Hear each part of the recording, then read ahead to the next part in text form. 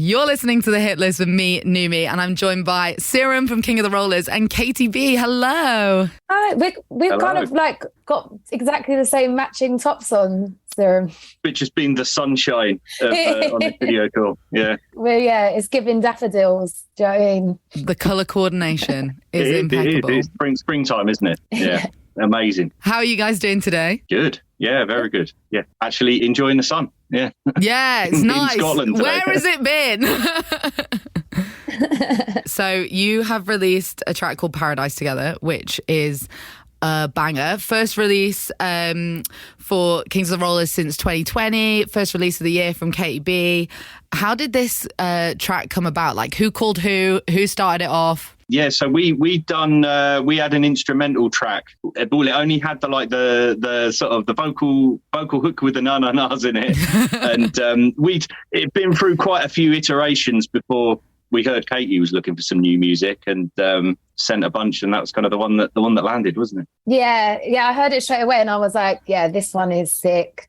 And yeah, I just felt it was like really uplifting, and it just gave me such a great feeling and had so much energy. Like, it was like, it feels happy but also kind of melancholy as well. I don't know, that's my favorite kind of tune, so I was really excited to write to it. There's like a little bit of drama to it as well, isn't there? There's a little bit of cinematicness to it that I quite like. Oh, thank you.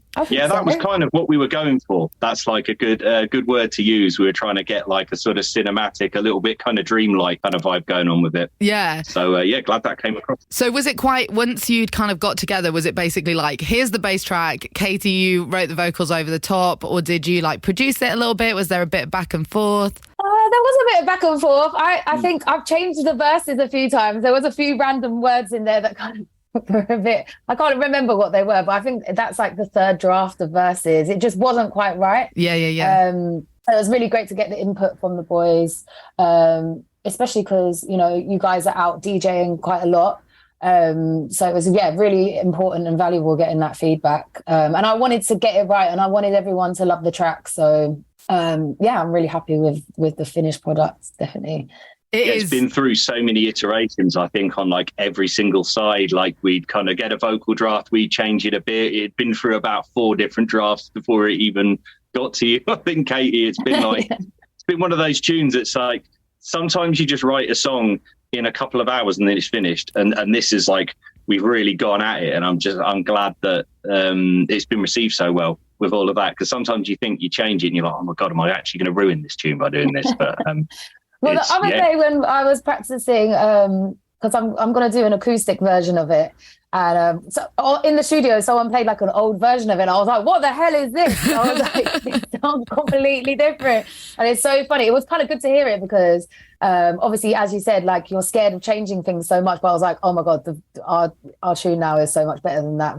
Whatever version that was, version of 45 or I don't even know. But, God, I dread to think it's all spread across like 5 different computers. It's like, I don't know if I could ever find the bits again. Have you saved the final version as like final version _ this one version 45? Play this live.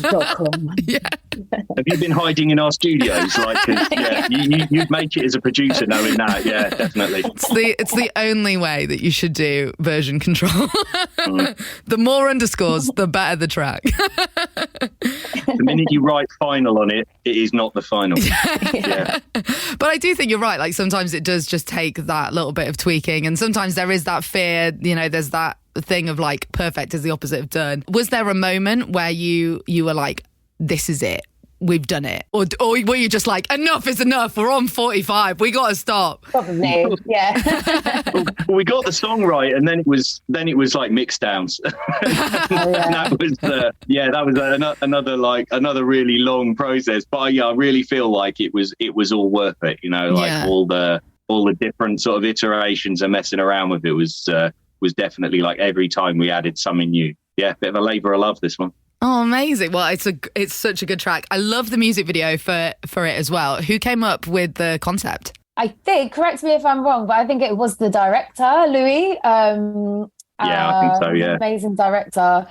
And it was just great because it was like basically going into it was filmed in a nuclear bunker that was built in like the 70s. And so it was like everything was kind of already set up, like all the kind of Matrix green stuff was already there. And like, you know, the bit where I'm singing in like kind of like the red khaki outfit and the boys are in the background, that was like a radio station that was built, you know, just for, you know, just in case the end of the world or whatever, you know, no big deal. But like it literally, it was just, and then at the end where all the TVs are, that's in like the farmer's barn. Yeah, everything was kind of already there, so it was amazing. Yeah, it's kind of like the perfect really cool place set. Just to go and have a walk around. We had our short little like kind of cameo in there, and just spent most of the rest of the time like just exploring, looking around at all the stuff, and as producers, there was just like loads of cool gear in there.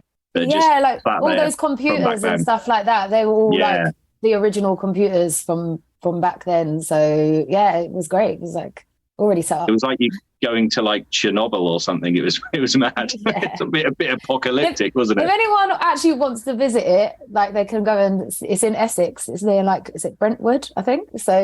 Yeah. If anyone wants a day out. I'm trying to remember what they called it. It's open at the weekend. Amazing. It reminds. They've got like paintball there, haven't they? Hopefully not inside with all the vintage computers. No. Yeah, I hope not. No. It kind of reminded me of really obscure reference. You know, like it's like the second Captain America where they go down into the bunker and they reveal that Hydra's been there the whole time, like with all of those old computers as well. It's kind of gave me like slight superhero vibes. That's a very niche nerd reference. KM FM. This is the hit list. KM FM. So I've seen on socials that you've performed the track live together. How was it like performing together? What was the crowd reaction like? Awesome for us, yeah. Yeah, it was great. Like just something totally different for us to do. And Katy absolutely smashes it on stage. Like so good to work with. Oh yeah, it's been such a blast. Like I keep saying to you guys, like I just want to hijack every festival and just come out on stage, because it's just always so much fun. Like it's like nice because I'm at the end of the set, so I have the whole set to just like get gassed up and get excited, and then I'm just like, yeah, this is amazing. I'm always like in my element. It's been a pleasure. Not a bad way to get hyped for a set. Kings of the Rollers, just like hyping you up, getting ready to go. How spoiled am I? Exactly, yeah. You always want to give the next act like something difficult to follow, and it doesn't really get much better than that. We'll just bring out Katy B. You're welcome. Yeah. Have some of that. Yeah. I did see that you are both listed on the bill for Love Saves the Day in Bristol, but not together on the bill. But are you planning on like a little cheeky joint performance? We're keeping it like we're going to do some like, you know, mystery sets over the summer. But Oh, amazing. There's a whole like, this is the bit that I always get wrong. So I have got a list of festivals, but we're keeping tight-lipped about where Katy will be appearing, but on our sets anyway. But we're doing like Snow Bombing this week, and Love Saves the Day, Park Life in Manchester. It's like Hideout, Hospitality on the Beach, Dream Beach, Boardmasters. There's more. The list was getting too long. That's like you've got like some of the best festivals there, like Hideout, Boardmasters. Oh my God. But also I quite like the tactic that you're like, we're keeping Katy B a secret, because now people are just gonna have to come watch you everywhere because they don't know when it's gonna be. Yeah. There you go. Katy, obviously you don't have to tell us the ones that you're playing together, but are there any festivals that you're looking forward to this summer? I'm just looking. I'm having to Google it right now, but I'm going to do Stand and Calling. Also, I'm playing in South London, which I'm really excited about, supporting Rudimental for their 10-year anniversary of their album. So I'm really excited for that. Also, Oxfordshire at the Big Feastival. Love Saves the Day. Tramlines as well in Sheffield as well. So looking forward to that one as well. Yeah. Nice. And Flashback Festival, I think, in Manchester. Yeah, so that should be fun. Yeah. So all over. I need to actually There's just so many in there. How do you find festival season? Like, is it kind of like the best because there's just so much going on and you've got so much energy, or is it like do you have to like mentally prepare yourself like a marathon? Like, this is going to be intense and we got to get through it. It is intense, yeah, very, very. It's so different. Like every festival has a different clientele, and they might be people like, I mean, for me, Katie, I'd say you're a lot more well known than us, but like we've kind of got our like core crowd, but we might be playing to like a lot of people who don't know us so well. So you've really got to like judge it and be like, right, prepare for who you're going to play to, and sort of, you know, feel things out through the set. But that's, you know, it's kind of what we do. So. Yeah, sometimes that's like the beauty of it when you're like, okay, I'm gonna have to you know that you're not playing to just your fans and that you have to win the crowd over, and you know that, especially if there's a few other tents on at the time or stages, like you're like, when you have like a full tent or lots of people that come and stay watching you, you're like, oh, it's a nice feeling, because you're like, they could go elsewhere and watch something else, but you're holding them. You know, but yeah, definitely. I've been in the same position as that as well. I think I played a festival in Norway once, and it was like on the bill with like Billy Idol and like Kiss, the band Kiss as well. And I just remember loads of rockers in the crowd. And I was like, oh my God, I don't know if this is their thing. Like, just like, you're on a knife edge, yeah. Yeah, I was just like, oh, okay. But you know, like the three people that were watching me, I think they enjoyed it. But yeah, it was beautiful scenery as well. But. There will be an intersection of that Venn diagram. There will be Kiss and Katy B fans. Yeah, actually, do you know what? There was one fan that I had, Phil, big up Phil, who was a massive Kiss fan and a Katy B fan. So yeah, big up Phil from Newcastle. Eclectic music taste, we love it. So I'm conscious of the time, so I'm just going to finish up with what's next. What can we expect next? Well, there's like loads of music in the pipeline. We haven't really. We're trying to decide on what our next releases are going to be, but there's a whole heap of stuff going around in the studio at the moment. So we're just going to decide. I mean, there will be remixes of Paradise coming. So more news to follow. Yeah, but then lots more music through the year. We've been working hard in the studio. Can't wait. And Katie, any solo stuff coming out? Yeah, I hope so. Yeah, I hope so. I'm always writing. And yeah, definitely I'm kind of trying to work towards like a new album, I suppose.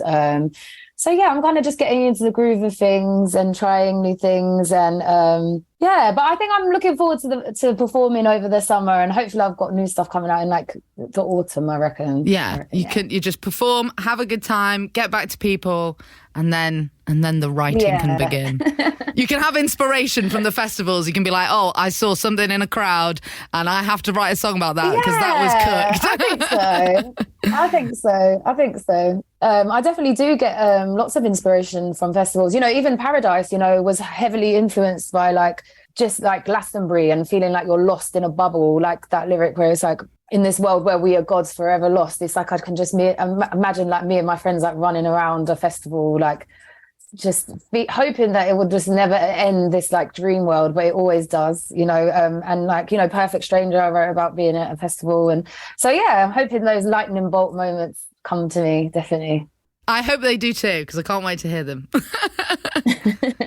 Thank you so much for your time. Yeah, thanks for having us. This is Serum from Kings of the Rollers. And Katy B on KMFM.